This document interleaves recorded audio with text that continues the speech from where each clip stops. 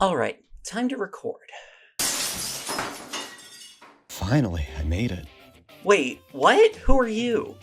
It's me, Walshy, from the podcast, remember? I think I'd remember if I had a podcast. Oh, man. Well, I guess I'll just leave. Wait, Walshy, right? Do you want to stay and help me with the video?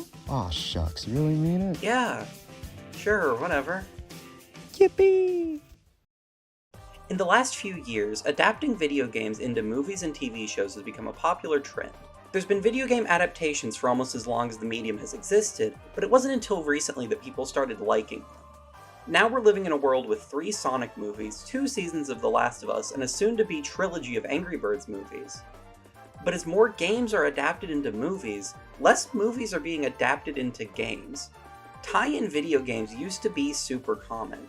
If you had a new movie or a TV show that you wanted to promote, you could make a, usually quick and cheap, game to cash in on the hype. But with how expensive game development has become, and with how much easier it is to put out a basic little mobile game, or just collaborate with a game like Fortnite, tie-in games have almost become a thing of the past. There's still some exceptions that we'll get into later. But for the most part, today is going to be a retrospective. Tie-in titles go back to the beginning of the medium, with E.T. for the Atari 2600 being blamed as one of the major reasons behind the American video game crash. But they really hit their stride when 3D games started to become popular. Rare's GoldenEye 007 on the Nintendo 64 managed to escape the shadow of being a licensed tie-in to a movie, and is considered a classic in its genre. And once the 6th generation of consoles started, games like SpongeBob Battle for Bikini Bottom, LEGO Star Wars 1 and 2, Kingdom Hearts 1 and 2, and Spider-Man 2 were released, which, again, have become classics in their own right, and they each approach the concept in a very different way. The original LEGO Star Wars duology, developed by TT Games, attempts to adapt the first 6 Star Wars movies into a more family-friendly form factor, condensing each movie into a few levels and turning the cutscenes into silent little comedy shorts that convey the story of the movies with nothing but props and the occasional grunt or groan for the characters. A few LEGO Star Wars games were released to adapt newer stories, with LEGO Star Wars 3 following a few episodes from Star Wars The Clone Wars, while keeping the traditional mumble style of cutscenes. A few years later, when Disney was trying to reignite even more interest in the Star Wars brand following the release of The Force Awakens, they released LEGO Star Wars The Force Awakens, the first and currently only LEGO Star Wars game to focus primarily on only one movie. To get the game out on time and follow the trend of more modern LEGO games having full voice acting, LEGO Star Wars The Force Awakens commits a terrible sin in its cutscenes. It reuses dialogue from the movie! Archival audio isn't uncommon in a game made purely to follow the story of a movie, but it leads to a much weaker sense of identity for the games where it's used. As of now, the final game in the LEGO Star Wars series, the Skywalker Saga, adapts all 9 of the main Star Wars movies. This time, instead of using the comedic grunt noises or archival audio from the films, new original audio has been recorded for the game, which, in a similar way to archival audio, harms the identity of the game, and harms the identity of LEGO Star Wars. There's an option to play the game with more traditional mumble dialogue, as the game calls it, but the game really wasn't designed around it, so it just feels like basic fan service instead of a unique creative choice. In 2004, Treyarch's Spider-Man 2 was released as a tie-in to the Sam Raimi movie from the same year, and it's notable for having the first open-world New York City in a Spider-Man game. The game follows the plot of the movie, but because the playtime of a game generally needs to be longer than a 2-hour movie, it adds new plot points and characters, adapting supervillains who never appeared in Raimi's trilogy, like Rhino and Mysterio, into the style of those films. This is a trend that would continue in the next few Spider-Man tie-in games, and offers a very unique form of fan service by showing off characters and concepts that may be too obscure to appear in a major film. Characters like wait. SpongeBob Battle for Bikini Bottom puts players into the world of the show while telling a completely original story, allowing players to experience a story that can exist within the world of the show, without having to adapt several episodes or stretch one episode into a whole game. The SpongeBob games are one of the few series that have stood the test of time after tie-in titles began to lose prominence, with a new one releasing every few years. It's mostly because SpongeBob, as a series and a brand, continues to be relevant with audiences more than other shows from the same era, but the ability to explore and become immersed in a 3D Bikini Bottom for the first time led to Battle for Bikini Bottom being considered a gem both in the platformer genre and as a tie-in title.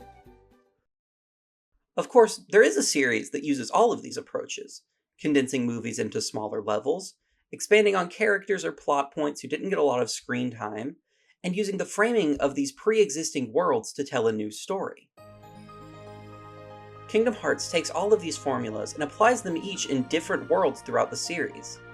You could get a world that builds more on the outer space opening of Lilo and Stitch, a straightforward retelling of Pirates of the Caribbean, or a Toy Story world that tells a story about alternate universes and the magic of love and friendship.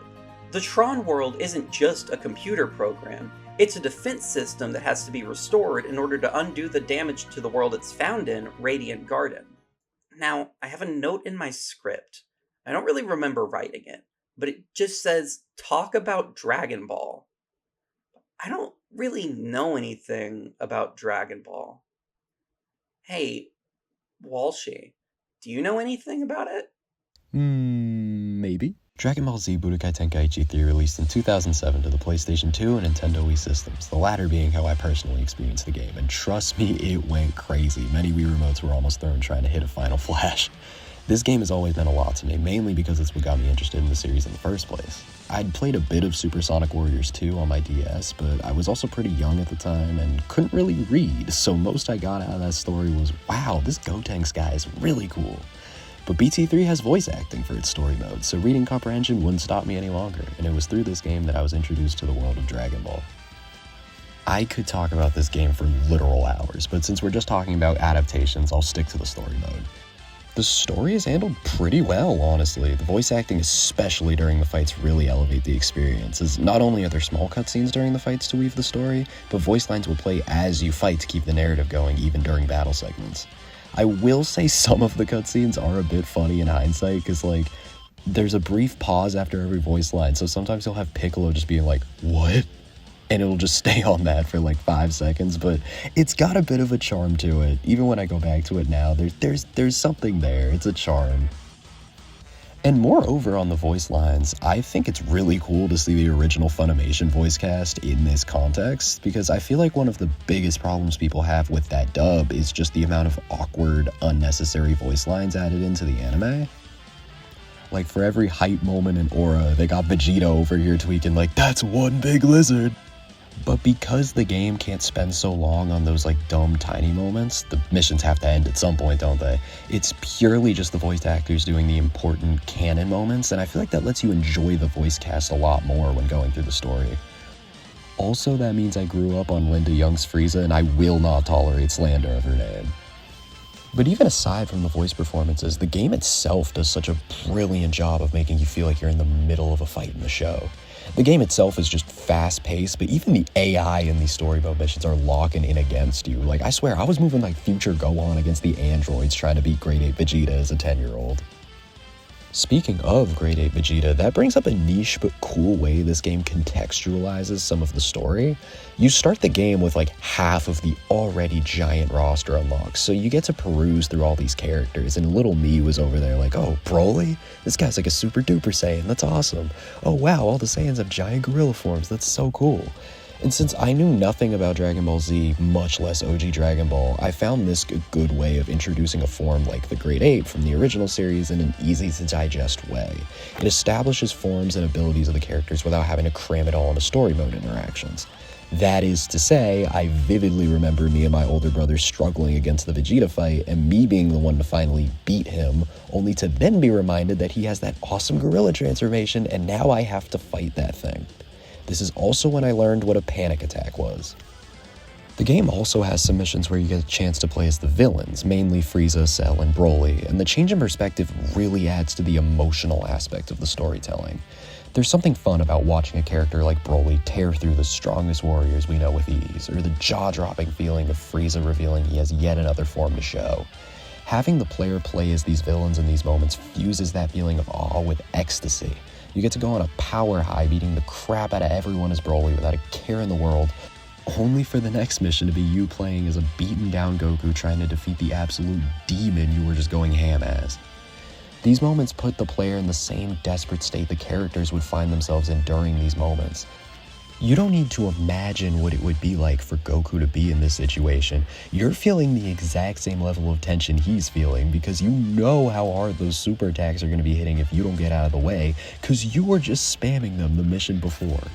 In seeing one perspective of the story, it enhances the other perspective of the story, and I think this is a fantastic way to put the player in the shoes of the character, more than getting to control them will do anyway. But by far, the best demonstration of this game's emotional storytelling has to be the climax of the Android saga, Cell and Gohan's Beam Clash. In most modern Dragon Ball games, the father-son Kamehameha is always shown through a cutscene, a reward for surviving the fierce battle against the ultimate android. And while the cutscenes are really cool, Kakarot's version specifically being amazing, it always struck me as an odd decision to leave this moment out of the gameplay for just how hype it is. BT3 felt the same way apparently, because Cell and Gohan's battle does end with a playable beam struggle. And sure, on paper, it's a small minigame at the end of the fight. You get to spin the control sticks on the PS2, or in my case, shake the crap out of the Wii Remote and hope to God it works. But in another small way, you get more involved with the characters you play as and the story you're involved in. I remember this fight being really tough for me as a kid. The entire fight of narrowly avoiding Cell's attacks, strategically using mine, barely being able to tank his stronger supers. I could resonate with Gohan's fear or doubt at this point in the story.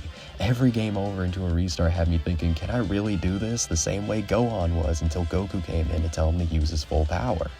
And upon reaching that Beam Clash, I no longer needed to manage my health bar, my ki, nothing. The only thought in my mind was wave that Wiimote like there's no tomorrow. And in that moment, I was almost mimicking Gohan bringing out all of his power against Cell, just letting it go. It's my personal favorite adaptation of that moment into a video game format, and I'd love to see more Dragon Ball games in the future try to take on that scene in this way. Sometimes simple is more effective. Also, just a little side tangent. Listen, this game does a great job with the story, but they exclude the Gotenks and Gohan fights with Buu in the Buu saga. Don't know why they did that. It wouldn't be hard to implement. Like, you have the time chamber stage for the Gotenks fight, and then Gohan just fights him in a field. You have a field stage. Like, I don't care that they get washed by Buu. Just let you play as Buu. Let the player play as Buu during that mission. There you go. Problem solved. Wow! Thanks, Walshy. Now, when it comes to gameplay, how do you decide what your tie-in game is going to play like? Games like Spider-Man 2 were so innovative that the changes they made to the formula are still seen in new superhero games today. Or you could make a safe option and just do a basic platformer or even a minigame collection. Or, if you're The Simpsons, you can just rip everyone else off.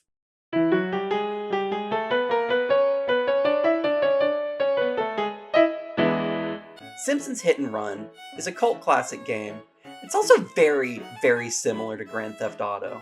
And Simpsons Road Rage is a little bit less well remembered, but it is still a ripoff, this time of Sega's Crazy Taxi. Of course, there's also Simpsons Skateboarding, which, take a guess. Of course, the question does still remain, why aren't these done as often anymore? I mentioned it in the beginning, where with games like Fortnite that have these massive player bases, and all you have to do to capitalize on that player base is just put a skin in the game, that gives you a much greater audience than, the whatever handful of people is going to buy your game. There's also the issue that in recent years, a lot of the smaller AA studios that would make these games have either been acquired by bigger companies or they have closed, leaving it difficult to make smaller budget games. There's indie studios, and actually Nickelodeon partnered with one for a series of 2 fighting games, but for a lot of companies it just isn't worth the risk. There's also the issue that when dealing with tie-ins to movies, your game has the same shelf life as the movie it's based on, if not less. people are going to stop being interested in a game based on the first Captain America movie as soon as the next Captain America movie comes out. Which I think is the reason that games based on the Marvel Cinematic Universe, despite that being such a massive franchise, stopped before the first Avengers movie. And then there's the issue of who owns the license. A lot of Spider-Man games were developed by Activision-owned studios for a long time because Activision owned the Spider-Man rights. But now, all of those games are delisted from digital stores and will likely never be re-released because Activision doesn't have the Spider-Man rights anymore. They went to Insomniac. And finally, in our world of, interconnected pop culture multiverse universes, it's now just a better idea to tell an original story, either with existing characters or in an existing world. Why would you make a game based on the new Spider-Man movie when you can just put a skin for that movie in an original game that ideally you can continue to sell for years and years even after the movie is no longer relevant? I can't say for certain that I want a return of tie-in games. I think it's great that game developers have more liberty to tell their own original stories now, but there's something undeniably just charming about getting to explore the world of a movie or a TV show in a video game. I was expecting Walshy to send me maybe, a minute worth of stuff that he had done when I asked him to do this. And he sent me, as you saw, 6 minutes. Which I am grateful to have, but man, he overshadowed me in my own video. Oh